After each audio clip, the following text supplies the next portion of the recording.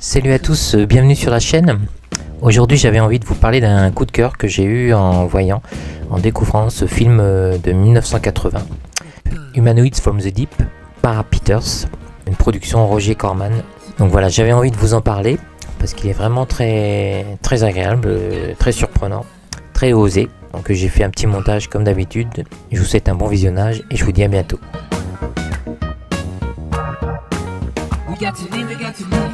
Un an après la sortie traumatisante du Alien de Ridley Scott, sort un petit film de série B, produit par le prolifique Roger Corman, qui nous a malheureusement quittés il y a déjà un an.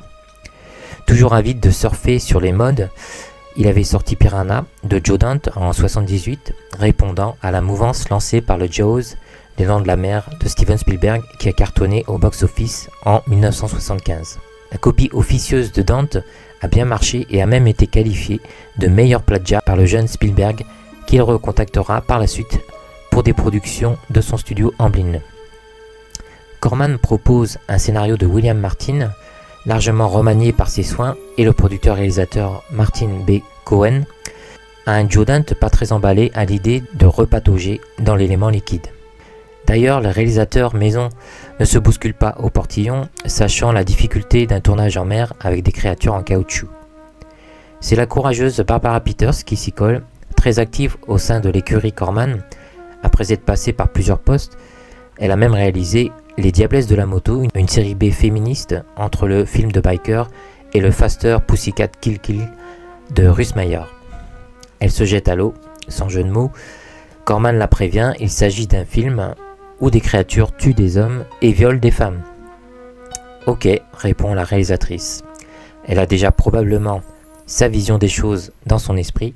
Le titre de travail s'intitulait Beneath the Darkness et augurait d'un film basé sur une ambiance fantastique où l'horreur serait suggérée, comme le Alien de Ridley Scott. Le tournage ne fut évidemment pas du tout de tout repos pour Barbara Peters. Elle dut tourner sur une rivière, sur le Pacifique, avec des scènes d'explosion maritime impressionnantes. Les créatures conçues par le tout jeune Rob Bottin s'avéraient difficiles à animer, que ce soit les scènes sous-marines ou sur la plage. Dans l'équipe des effets spéciaux de Future Pointure, Steve Johnson, qui s'occupera des effets de créatures sur Vampire, vous avez dit Vampire, assiste Rob Bottin, et comme lui, jouera dans le costume des créatures libidineuses. Si vous voyez la créature se faire trucider, il y a de fortes chances que ce soit Johnson sous le costume. Chris Wallace, futur créateur des Gremlins de Joe Dante, est aussi de la partie. Nous avons effectivement des scènes bien sanglantes du plus bel effet. Au casting, on retrouve d'anciennes vedettes comme Doug McClure qui a joué dans la série Le Virginien et les films de Kevin Connor tels que Le Sixième Continent, Le Continent oublié. Un peu terne, il livre une prestation honnête. Pour le rôle du méchant de service, on retrouve Vic Morrow, qui s'était aussi réfugié dans les séries B, indigne de son talent. Il interprète un personnage quelque peu raciste et antipathique, un peu comme celui qu'il jouera pour ce qui sera hélas son dernier rôle dans le segment de John Landis du film à sketch La Quatrième Dimension de 1983, malheureusement surtout connu pour l'horrible accident d'hélicoptère qui a coûté la vie à plusieurs acteurs sur le plateau. L'équipe de production devra gérer ces deux acteurs professionnels, mais portés sur la bouteille.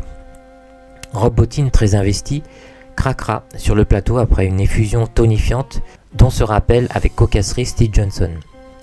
Anne Turkel, l'ancien mannequin qui joue la scientifique, apprend pendant le tournage que son mari, le célèbre acteur Richard Harris, demande le divorce, tandis que la réalisatrice assume un diagnostic de cancer qui ne l'empêchera pas d'effectuer sa tâche avec ténacité. Si les actrices et la réalisatrice pensaient avoir tourné un film à l'ambiance horrifique ponctué de scènes gore, le monteur Mark Goldblatt, qui travaillera avec James Cameron, Verhoeven et Michael Bay entre autres, s'inquiète de la lenteur du film et de son manque d'impact. Un avis que partage Roger Corman, toujours un œil sur les spectateurs et le box-office. S'il a obtenu son lot de meurtres gore de la jante masculine, il est déçu par le choix de Barbara Peters de suggérer les scènes d'accouplement forcé des créatures avec leurs pauvres victimes humaines. Il est donc décidé de retourner ces séquences érotiques avec un point de vue plus masculin en faisant appel à l'assistant réalisateur James Spardelati et au réalisateur Jimmy T. Murakami qui viennent nous offrir le remake spatial plutôt bancal des 7 mercenaires d'après Kurosawa. Effectivement, les séquences sont on ne peut plus explicites et ajoutent, il faut bien le dire, l'impact efficace que recherchait le producteur Corman. La version définitive, présentée lors d'une projection presse, choque profondément la réalisatrice et les actrices qui se sentiront trahis dans leur travail. Elles n'avaient pas tourné ce genre de film, il est vrai que Corman ne les avait pas vraiment prévenus de toutes ces modifications. Barbara Peters tente d'effacer son nom du générique, mais Corman lui demande alors de payer le prix des inserts, chose qu'elle ne peut évidemment pas faire. Anne Turkel exprimera aussi son indignation dans les médias.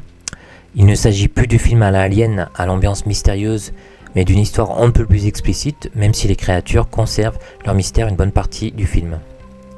Mais identifier le film à des scènes gore ou érotiques serait un peu limitant. Le scénario a tout de même un petit fond politique, en dénonçant les pratiques industrielles de la pêche et les manipulations génétiques intempestives aux conséquences néfastes sur la faune et la flore. De plus, on retrouve l'affrontement entre des Américains irrespectueux et destructeurs et les natifs du pays attachés à leurs traditions, comme dans le Prophétie de 1979 de John Frankenheimer. Non pas que ce soit le sujet principal, mais cela confère un petit fond plutôt bienvenu pour enrichir le propos. Certains critiques ont jugé le film dégradant pour l'image des femmes, mais Corman s'est défendu d'être misogyne, lui qui s'est entouré de nombreuses collaboratrices dans son staff, parmi lesquelles on retrouve une certaine Gail Ann Hurd, à qui l'on doit les premiers Terminator, avec son ex-mari James Cameron, entre autres. Le regretté Dan O'Bannon n'oubliera pas de relever le plagiat à sa fameuse scène du chestbuster du Alien de Ridley Scott, dans le climax traumatisant du film de Peters. Avec le recul, paradoxalement, cette scène fait plutôt penser à la scène du rêve de Ripley dans le prologue d'Aliens de Cameron. Le film obtiendra un joli succès, donnant raison à Corman. Les scènes supplémentaires sont percutantes et le métrage bien rythmé s'en trouve plus efficace.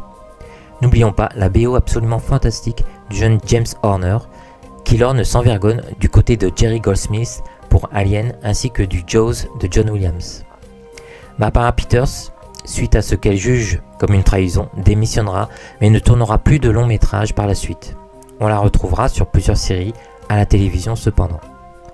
Et des années après avoir déversé son fiel suite à cette malheureuse expérience, lors d'une diffusion, elle ira jusqu'à juger le film pas si mal foutu. Une curiosité bis, à redécouvrir d'urgence donc, les effets spéciaux malgré le petit budget sont d'excellente facture. Je vous recommande donc chaudement ce petit film, je pense que vous ne serez pas déçus du voyage. Je vous souhaite un bon visionnage et je vous dis à bientôt sur la chaîne si vous le souhaitez. Salut!